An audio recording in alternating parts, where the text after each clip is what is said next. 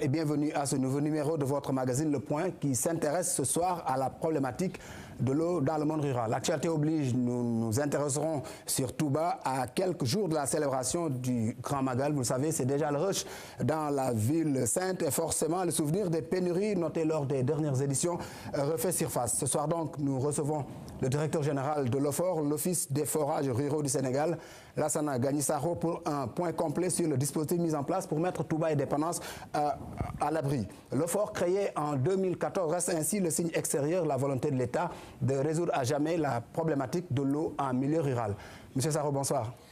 Bonsoir Ngari, oui. Et merci pour cette invitation. C'est nous. Vous êtes le directeur général de l'OFOR, on l'a dit, l'Office des forages du Sénégal. Vous êtes créé en 2014, c'est cela? Oui, exactement. Le 1er octobre 2014, exactement. En fait, créé, c'est pour dire, nous sommes devenus opérationnels depuis le 1er octobre 2014. Oui, et c'est dans le sillage d'une réforme qui date déjà de 1980 et dont l'objectif était un peu de réussir dans le monde rural ce que nous avons réussi, ce que l'État a réussi avec l'hydraulique urbaine. Mais la mayonnaise a mis du temps à prendre, non? Dire que la mayonnaise a mis du temps à prendre, je ne sais pas trop. Nous sommes opérationnels depuis le 1er octobre 2014 avec un agenda très précis que nous exécutons. Et nous sommes en avance en réalité sur ce qu'on appelle mettre en place les délégations de services publics. Je pense que la question fondamentale qu'il faut se poser, pourquoi nous en sommes arrivés à ça, c'est qu'il y a en réalité une nette césure aujourd'hui dans la gestion de l'hydraulique entre le monde urbain et le monde rural. Je pense que tant que nous continuerons à parler d'hydraulique urbaine et d'hydraulique rurale, tant que nous verrons les dames dans le monde rural marcher des kilomètres pour aller chercher de l'eau, tant qu'on les verrait avec des bassines sur la tête, c'est que nous n'aurons pas réussi notre mission. C'est malheureusement le cas jusqu'à présent. On a voulu faire de l'hydraulique dans le monde rural, ce qu'on a fait avec la SD et la SONES dans le milieu urbain, mais on a du mal à réussir toujours. Il y a le problème de l'accès qui se pose. Le problème de l'accès se pose avec acuité, mais justement nous sommes là pour régler ces problèmes. Et je pense qu'il y a des avancées significatives qui ont été faites sur ces 2 dernières années.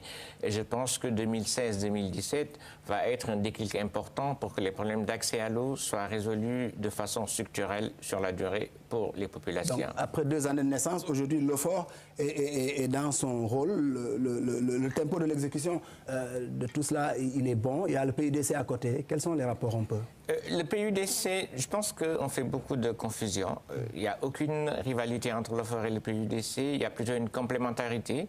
Nous avons exactement les mêmes missions. C'est arriver à donner aux populations du monde rural de l'eau potable. Je parle bien d'eau potable. Nous avons dans ce cadre un protocole d'accord entre l'OFOR et le PUDC. Et tous les ouvrages qui sont réalisés par le PUDC tombent de fait dans le patrimoine de l'Office des forages ruraux. Donc il y a vraiment une complémentarité. Il n'y a aucun problème entre l'Office des forages ruraux et le PUDC. Et depuis qu'ils sont là, ils ont mis à votre disposition combien de forages? Forages opérationnels, il y a à peu près une vingtaine de forages qui fonctionnent correctement, que le PUDC a mis à notre disposition. PUDC, c'est phase 1 et phase 2. Au total, nous avons 120 forages qui vont être réalisés sur un horizon de 2 ans. L'Office des forages ruraux a un programme très ambitieux de 280 forages qui vont être mis en place aussi. Et je pense que sur fin 2017, on devrait arriver à ne plus avoir de gros problèmes dans la gestion de l'hydraulique rurale. D'accord. On reviendra un peu sur cette politique publique en matière d'hydraulique rurale, mais parlons du Magal de Touba, puisque c'est l'actualité. Nous sommes à quelques jours. Le secrétaire d'État chargé de l'hydraulique en visite à Touba a rassuré quant au dispositif qui sera mis en place pour sécuriser totalement la ville. Vous confirmez ça? Je pense qu'en introduction, vous avez dit les pénuries passées. Oui. Je signale qu'en 2015, il n'y a pas eu de pénurie, nous avons fait le job. En 2017, nous ferons le travail. Mais quand même, il y a eu quelques poches où il y avait des problèmes.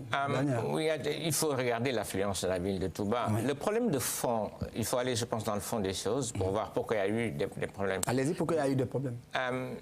2017, peut-être vous avez eu des poches. Vous avez parlé de poches sur lesquelles il y a eu des problèmes. Quand vous ressemblez sur une journée ou 2 journées 3,5 millions de personnes, vous avez certainement de petites difficultés. Mais je pense qu'il y a eu des avancées significatives l'année dernière. Cette année, je pense que nous allons faire le job, il n'y aura pas de problème.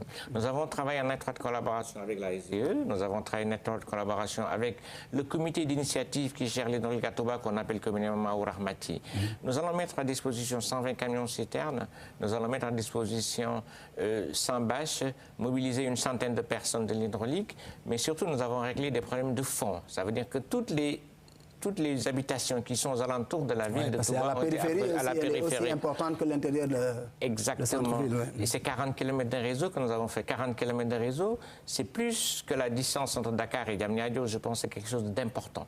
Et nous allons continuer ces efforts régulièrement pour ne plus avoir à, entre guillemets, stresser quand il y aura un Magal de Touba. Ouais. C'est une logistique importante, 120 citernes, plus de 40 km de réseau. Mais comment le dispatching et l'organisation un peu de la distribution de l'eau va se faire? Parce qu'on est dans des jours d'affluence où les camions vont devoir faire des rotations entre les points d'eau et les centres-villes. Voilà, ce que nous avons fait, d'abord, nous avons spécialisé les zones où les camions vont s'approvisionner. Mais justement, ce qu'il faut, c'est la veille. Le Magal, c'est 2 jours. Hein. C'est la veille et le jour du Magal. Oui, mais il y a les gens qui arrivent avant. Mais les gens qui arrivent avant, ce n'est pas les plus nombreux. Mais on règle le problème à ce niveau-là. Nous avons commencé à travailler pour préparer le Magal de façon opérationnelle il y a 3 mois. Là, nous avons fini, mais de façon pratique, en termes de préparation, nous avons commencé à travailler sur le Magal depuis 10 mois. Je pense que tous les problèmes que nous avons eus dans le passé, c'est un problème d'absence de planification. Ça, nous l'avons réglé. Aujourd'hui, je pense, comme je vous dis, je ne pense même pas, je vous confirme qu'il n'y aura pas de problème de pénurie d'eau pendant le Magal. Par contre, vous pouvez avoir des aléas que nous ne maîtrisons pas. Mais notre travail, nous l'avons fait. Maintenant, le jour du Magal, il peut y ait de petits soucis qui sont indépendants de nous. On ne le souhaite pas. Nous avons fait ce qu'il faut, il n'y aura pas de problème de manque d'eau. C'est des millions de pèlerins qui sont attendus. Ouais. Les quartiers, ils n'ont pas tous les mêmes contenances. Hein. Il y en a qui sont plus peuplés, qui reçoivent plus de monde que d'autres. Est-ce que tout ça, vous avez pris... On a prévu tout ça. Tout ça est très bien planifié et sera exécuté dans les règles de l'art. Comme je vous dis, il n'y aura pas de problème de manque d'eau pendant le Magal. On sait que les gens commencent à affilier déjà sur la ville sainte. À ce jour, qu'est-ce que vous avez mis en place? Nos équipes sont déjà sur place et ont commencé à travailler depuis 10 jours. Il y a des citernes d'eau qui sont déjà... Il y a des citernes d'eau. Toutes les citernes qui sont de Louga, de Diourbel, de Touba sont déjà sur place et commencent à faire le travail correctement. Je n'ai pas d'inquiétude particulière par rapport au jour du Magal. Mais je pense pour Touba qu'il faut qu'on aille beaucoup plus loin que le Magal. Beaucoup plus loin, c'est quoi? C'est régler le problème définitivement? Parce que chaque année, c'est une récurrence. Pour vous, il faut s'inscrire dans la durée? On n'a pas le choix. On ne peut pas travailler comme ça. Chaque année, vous avez un stress. Chaque année, vous dépensez beaucoup d'argent pour un Magal. Je pense qu'il faut qu'on travaille beaucoup plus dans la durée. Regardez ce qui se passe. Vous avez des gens qui habitent dans la ville, qui habitent à Touba. Qu'est-ce que nous faisons de ces gens après le Magal? Il faut qu'on trouve un moyen pour que tous ceux qui habitent à Touba aient accès à l'eau définitivement après le Magal. Mais ça se demande des changements structurels très importants qu'il faut qu'on mette en œuvre. C'est-à-dire vous êtes pour qu'à Touba, que Touba paye l'eau, parce que jusqu'à présent, je crois savoir qu'à Touba, on ne paye pas l'eau. Vous dites que pour régler cette question, il faut quand même que l'eau soit payée à Touba. Je pense que cette question, il faut que nous l'abordions avec moins de patience. Diligence, ouais. Il faut que cette question, nous l'abordions de façon froide. C'est 2 millions de personnes qui vivent dans cette ville. Dire que Touba ne paie pas l'eau, ça n'est pas vrai en réalité. Les factures d'électricité des forages de Touba, on parle entre 150 millions et 200 millions chaque mois. C'est vous, c'est moi qui payons ces factures d'électricité en réalité. On parle de 2 milliards de francs CFA par année. Si on veut arriver à régler le problème, il faut qu'on trouve un moyen, je ne sais pas ça va être lequel, pour que le service de l'eau puisse être rémunéré. Vous avez les boulangeries, vous avez des usines qui sont à Touba. Ces gens ne paient pas l'eau. Vous avez des gens à Dakar. Je paye une maison que j'ai construite à Touba à 300 millions de francs CFA.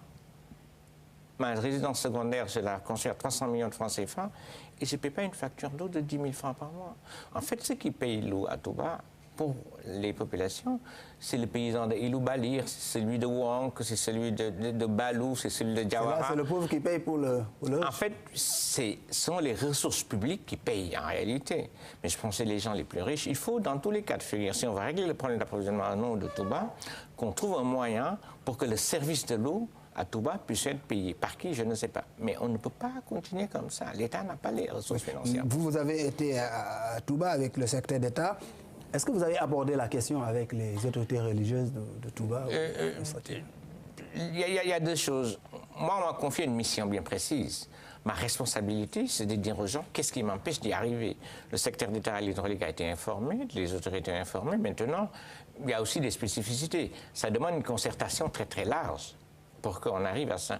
Vous savez, c'est pourquoi je vous dis qu'il faut qu'on discute de cette question de façon très lucide, très froide. Le problème de l'eau à Touba pose des problèmes de santé publique. C'est pas de l'eau potable? Non, c'est pas de l'eau potable. L'eau qui sort des forages de Touba n'est pas de l'eau potable. Et pourtant, les gens, ils boivent ça. Mais attendez, qu'est-ce qui boit ça? C'est ceux qui n'ont pas le choix. La majorité des gens à Touba, ce qu'ils font, c'est qu'ils achètent de l'eau en sachet ou en bouteille qu'ils boivent.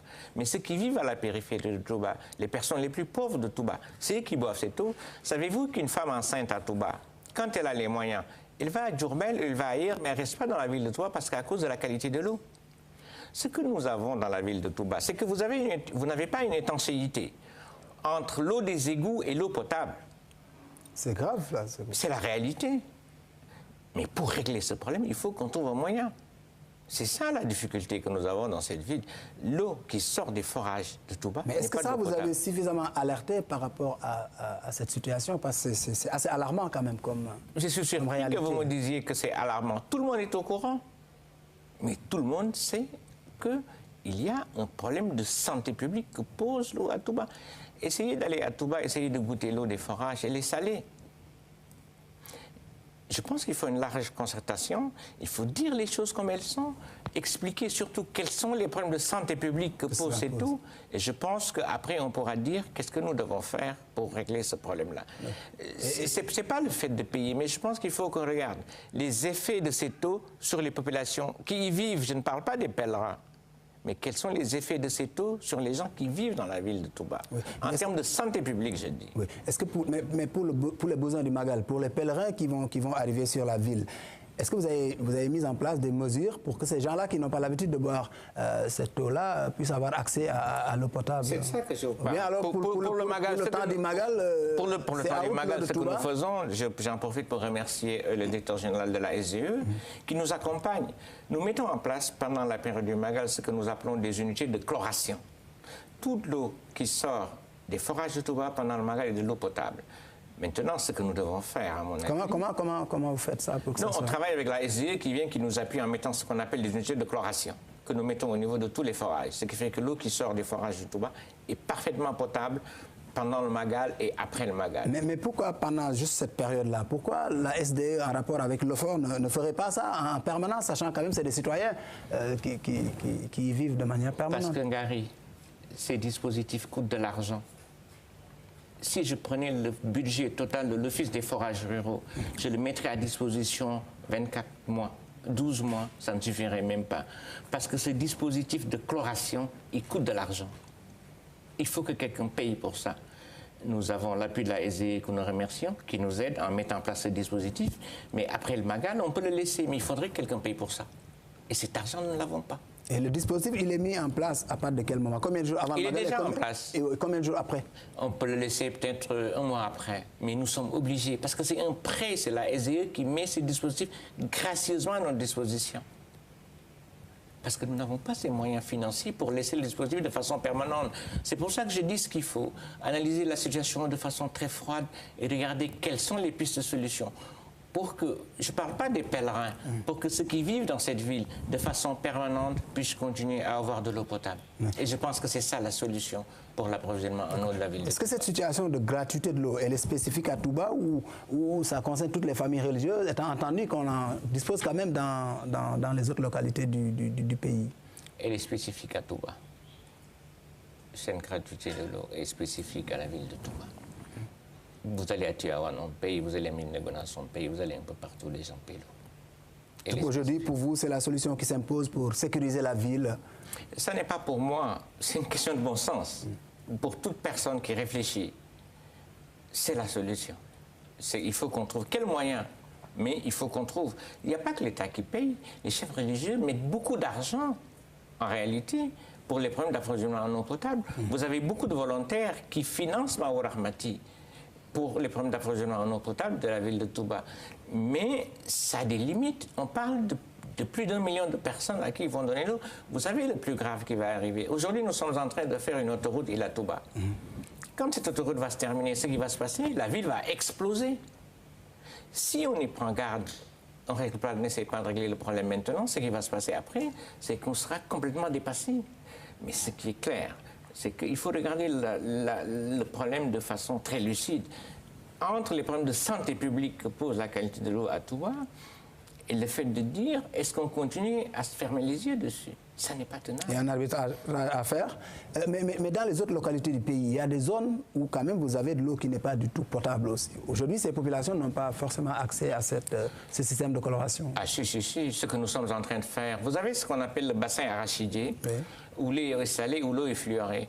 Justement, c'est le sens de la réforme de l'hydraulique rurale. Quand vous mettez un acteur du secteur privé qui a la maîtrise de tout ce qui est exploitation de l'eau, la première chose qu'on lui demande, c'est justement de régler ces problèmes-là. Dans tout le bassin arachidier, Kaolack, Fatick, Kaffrine, le problème de la salinité de l'eau va être réglé dans les plus brefs délais, parce que justement, nous avons recruté des opérateurs privés qui vont s'occuper de ça.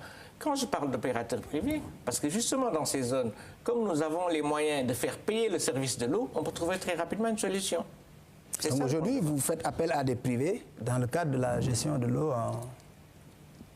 Vous avez dit tout à l'heure, qu'est-ce que vous devez faire? Répliquer le système qui existe dans l'urbain, dans le monde rural. C'est ce que nous allons faire et c'est ce que nous sommes en train de dérouler en politique. Oui, mais ces privés-là qui interviennent dans le monde rural, qui sont-ils?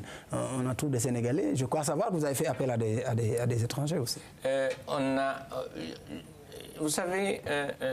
appel à des étrangers, appel à des Sénégalais, c'est pas la chose la plus importante. La chose la plus importante, c'est de trouver les personnes qui sont capables quelque part, oui. Je n'y crois pas à la préférence nationale, personnellement. Moi, ce que je crois, c'est quels sont les gens qui sont capables d'apporter de la valeur ajoutée, quels sont les gens qui sont capables de donner de l'eau potable aux populations. La nationalité m'importe. Mais est-ce que vous en trouvez au Sénégal, ces gens? Justement, ce que nous avons fait, la première délégation de service public qui fonctionne très très bien dans la zone Nottingham-Palmarin, c'est une société hollandaise qui s'est mise en joint venture avec une société sénégalaise. Donc, il y a un transfert de compétences. La deuxième qui concerne Thiès Diourbel, ce sont des Canadiens qui se sont mis avec des Sénégalais. Et la troisième qui concerne Kaolack-Kaffrine, ce sont des privés purement sénégalais. Et je pense qu'il y a un gros défi à relever à ce niveau-là. On ne fait pas de fixation sur la nationalité. Ce qui nous intéresse, c'est qu'est-ce qui est capable de donner aux populations de l'eau potable. Et je pense que c'est ça qu'on doit regarder. Vous savez, préférence nationale, moi je mets beaucoup de bémol dessus. D'accord. Aujourd'hui, vous êtes dans une dynamique de révolutionner l'hydraulique rurale. C'est une politique de l'État en pleine expansion. Vous avez aussi en ligne de mire un peu les îles de Casamance et les îles du Saloum. Les îles du Sine Saloum, ça c'est la grande nouvelle. Le 14 novembre, ça veut dire lundi prochain, on va commencer à donner de l'eau potable à des gens qui tous les jours allaient chercher de l'eau en pagayant pendant 10 heures. Ce problème il va être réglé très très vite. On va commencer à donner à Bassoul, à Dirna et à une autre commune de l'eau potable. Après, on va faire une grande inauguration à partir du 14 décembre, je pense, pour donner de l'eau potable à toutes ces îles du Sine Saloum. Et ça va être un vieux souvenir. Et nous avons récemment reçu un financement de la BADEA pour également donner de l'eau. Bangara pour le développement en Afrique, oui. Exactement. Et je pense qu'il y a des projets majeurs que nous sommes en train de dérouler et je pense qu'ils permettront de régler définitivement ce problème d'accès à l'eau potable. Oui, accès de l'eau, mais à de l'eau de qualité aussi, parce que c'est tout aussi important. Ça va ensemble et c'est pour ça justement que nous avons impliqué le secteur privé. L'objectif, je pense qu'on doit passer d'une approche qui concerne à dire au monde rural, donnons-leur de l'eau, à une approche qui dit donnons aux populations de l'eau potable. Il y a une différence fondamentale entre les deux. Et je pense que ça, c'est toute la logique de la nouvelle politique de l'hydraulique rurale. C'est l'eau à disposition, en même temps potable. L'eau à disposition potable. Aujourd'hui, vous l'avez dit, vous êtes sur le terrain avec le PUDC. On revient dessus, hein, qui a mis à disposition un certain nombre d'ouvrages. La maintenance de tout ceci, parce que c'est un aspect important.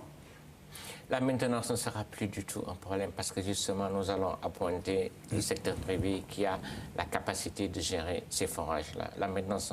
Vous savez, le Sénégal, en réalité, n'a jamais eu de problème d'ouvrage hydraulique. Nous avons plutôt eu des problèmes d'entretien, des problèmes de maintenance, des problèmes pour assurer la continuité de service. Et je pense que ça va être réellement un vieux souvenir sous peu. Ouais. Mais aujourd'hui, il y a beaucoup de forages quand même qui sont tombés en panne. Combien sont-ils aujourd'hui qui ne sont pas fonctionnels dans le monde rural, dans le périmètre que vous gérez vous? Nous avons aujourd'hui un parc de près de 1600 forages. Je peux dire qu'on doit tourner autour de 4 à 5% qui tombent en panne. Et nous faisons ce qu'il faut pour les remettre en route. Ouais. C'est ça. Je pense que nous avons 5-6% de forages qui ne fonctionnent pas. Quand je dis qu'ils ne fonctionnent pas, c'est de façon instantanée. Mais ça ne nous empêche pas d'avancer et de trouver des solutions. D'accord. Vous, quand vous analysez aujourd'hui cette politique rurale de démocratisation, vous dites quoi? L'objectif ultime pour vous, l'objectif ultime pour l'OFOR, c'est que chaque foyer dans le monde rural puisse avoir un point d'eau potable dans la maison.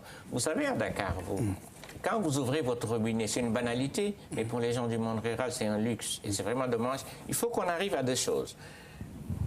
Que la vision de l'OFOR, un foyer, un point d'eau potable, soit une réalité, mais surtout qu'on ne parle plus d'hydraulique urbaine et d'hydraulique rurale. On parle de l'hydraulique tout court. Tout simplement. Les Sénégalais sont tous égaux en droit et en devoir, naturellement. Et je pense qu'il faut qu'on se batte pour que cette politique soit une réalité. Vous savez, quand le président de la République faisait sa campagne électorale, il a fait le tour du Sénégal. Il était au contact du monde rural. Et il y avait 3 problématiques. 3. Lesquelles? La première, les populations disaient « nous voulons de l'eau ». La deuxième, ils disaient « nous voulons de l'eau ». Après seulement, ils ont dit « nous voulons maintenant l'électricité ». Et je pense que c'est ça qui a été le prélude à la mise en place de tous ces programmes ambitieux. 251 forages que nous allons faire sur une durée d'1 an et demi, 120 forages du PUDC, les autres programmes qui viennent. Je reste persuadé que cette promesse qui a été donnée aux Sénégalais de leur permettre d'avoir de l'eau potable va être réalisée dans les délais requis sur lesquels nous nous sommes engagés. Oui, mais une chose est de mettre en place des foyers d'eau, mais une autre est de raccorder ces populations. Puisque quand on habite dans une zone où on a un problème de piste pour accéder au foyer de l'eau, ça pose problème. C'est quoi, vous, votre politique en matière de raccordement de tous ces villages ou bien de toutes ces maisons qui sont quand même, qui n'ont pas les moyens toujours de se faire tirer l'eau du foyer à la maison? Je suis d'accord avec vous, vous avez posé les bonnes questions. Oui. Nous avons, je vous ai dit, la vision de l'OFOR, un foyer, un point d'eau potable, le point d'eau rapproché aux populations. Aujourd'hui, avec tous ces programmes, qu'est-ce que nous allons régler? Nous allons régler le problème de la production. Mais après la production, ce qu'il faut faire, c'est aller beaucoup plus loin et régler le problème d'accès, la proximité du point d'eau avec les populations. Savez-vous, quand vous allez dans le Djeri, quand vous allez dans la zone de Tambacounda, vous savez ce qu'en font les femmes? Elles marchent 15 km par jour pour aller chercher la bassine d'eau sur la tête. Les enfants ne vont pas à l'école, les femmes ne font rien du tout qu'aller chercher de l'eau. Et justement, ça va être la seconde phase. Quand je parle de seconde phase, je parle de moyen terme. Sur 6 mois, nous avons fait toutes les études, maintenant nous allons chercher les requêtes. Nous allons régler la production, maintenant ce qu'il faut, c'est rapprocher les populations des points d'eau en développant des programmes très intensifs. C'est le raccordement. C'est aujourd'hui combien de kilomètres à raccorder sur tous ces programmes-là? Les dernières études que nous avons faites nous ont montré qu'on aurait besoin de pratiquement de près de 5 milliards de francs CFA pour raccorder l'ensemble des populations du monde. Et l'accès par rapport au pouvoir d'achat de ces populations, on sait que c'est des gens qui n'ont pas le pouvoir d'achat comme on le trouve en milieu urbain.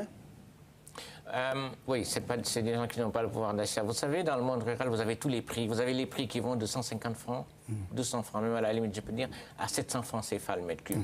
Et quelle est la conséquence de cette politique quand vous avez 700 francs le mètre cube? Ben, les gens préfèrent aller prendre l'eau de pluie que de prendre l'eau du forage, en réalité, parce que c'est hors de portée de prix. Justement, le rôle de l'Office des forages ruraux, c'est d'arriver à réguler tout ça. Mais ça, nous ne pourrons le faire qu'à travers des péréquations.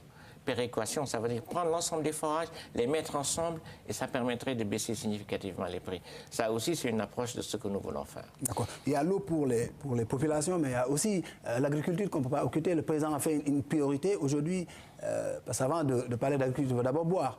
Mais quand ces populations auront bu déjà, pour l'agriculture et pour l'élevage, il y a le cheptel aussi. Exactement, vous avez l'eau pour l'agriculture, vous avez l'eau pour l'élevage et vous avez l'eau pour la boisson. L'eau pour la boisson doit représenter plus 10% des besoins. L'agriculture, parce qu'il faut permettre à ces gens, dans le monde rural, de pouvoir profiter de l'eau et de cultiver. Tout ça est pris en compte et nous travaillons dans une logique de synergie.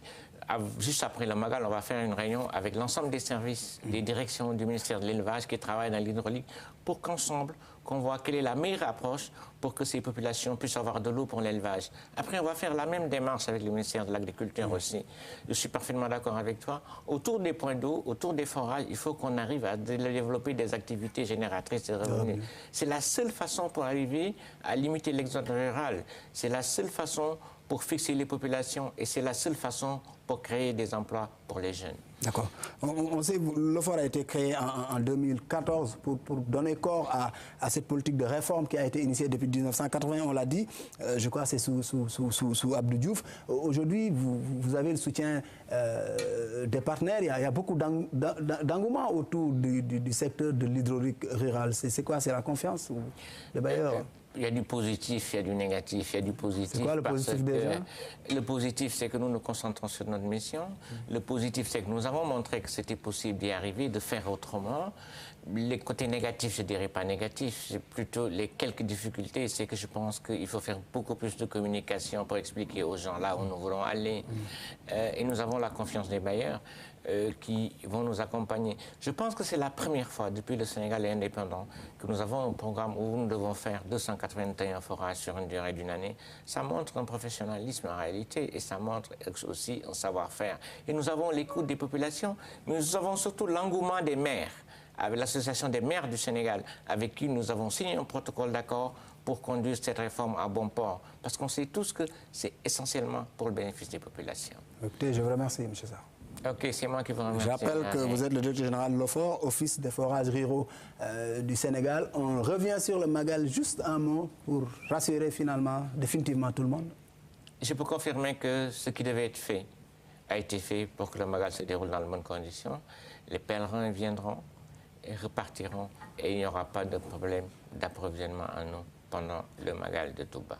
Merci beaucoup. C'est moi qui vous remercie. Merci. Le point ce soir est fini. Rendez-vous mercredi prochain pour une autre question d'actualité.